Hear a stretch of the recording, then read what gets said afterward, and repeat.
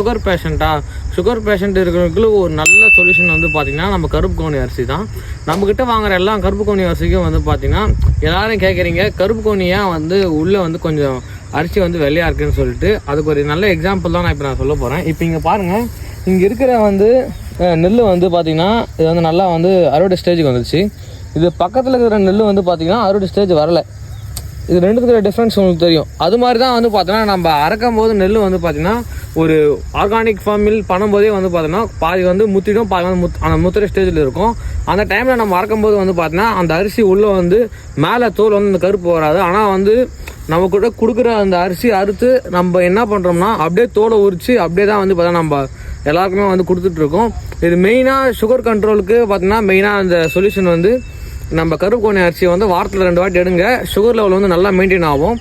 உங்களுக்கு யாராச்சும் நம்ம இயற்கை விவசாயம் பண்ண கருப்பு கவுனி யாராச்சும் தேவைப்பட்டால் ஸ்க்ரீனில் தெரிய நம்பருக்கு கால் பண்ணி புக் பண்ணிங்க, நான் உங்களுக்கு கொரியர் போட்டு விட்றேன். இது நம்மளோட ஃபாஸ்ட் மூவிங்கான அரிசி. இது கூட வந்து பார்த்தீங்கன்னா பூங்கால அரிசியும் இருக்குது. உங்களுக்கு எது தேவைப்பட்டாலும் எனக்கு கான்டாக்ட் பண்ணுங்கள்.